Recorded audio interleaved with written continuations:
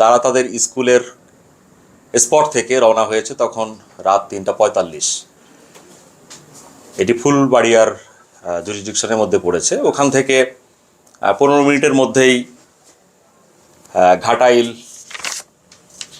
সাগরদিঘি রোডের ওই ঘটনাস্থলে এসে তারা দেখলো যে তাদের সামনে এটি গাছের গুঁড়ি ফেলানো এবং কিছু কতিপয় দুষ্কৃতকারী তারা বাসে কিছু মোবাইল, টাকা এবং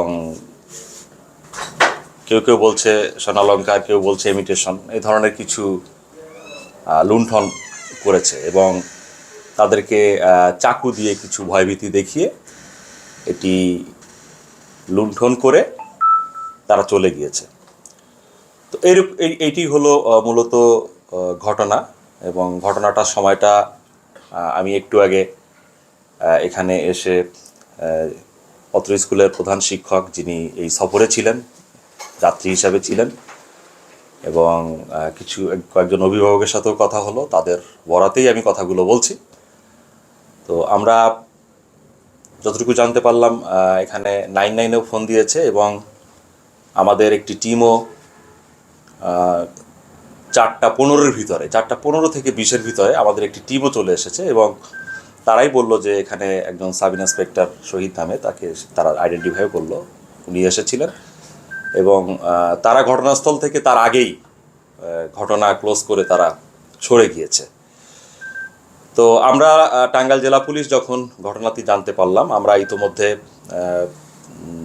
তাদের কাছ থেকে সকল বক্তব্য নিয়ে মামলা রুজুর অল্প সময়ের মধ্যেই মামলা রুজু হচ্ছে এবং আমরা আমাদের যে থানা পুলিশ এবং আমাদের যে টাঙ্গাইল জেলা পুলিশের যে শক্তির জায়গাগুলো আছে, আমাদের যে বিভিন্ন ইনফরমেশনগুলো আছে এবং অত্র থানা এলাকার যে বিভিন্ন ইনফরমেশনগুলো আছে, আমাদের যারা ইনফর্মার আছে বিভিন্ন জায়গায়, তাদেরকে আমরা ইতোমধ্যে অ্যাক্টিভেট করেছি এবং আমরা তথ্য প্রযুক্তিকে কাজে লাগাচ্ছি। দেখা যাক, আলহামদুলিল্লাহ আমরা টাঙ্গাইল জেলা পুলিশ যে কোনো চ্যালেঞ্জ নেওয়ার জন্য প্রস্তুত আছি। আপনারা দেখেছেন ইতিপূর্বে মির্জাপুরে একটি বাস ডাকাতির ঘটনায় আমরা খুব অল্প সময়ের মধ্যে চেষ্টা করেছি দেশবাসীকে স্বস্তি দেওয়ার, সেই মেসেজগুলো আপনাদেরকে আমরা দিয়েছি।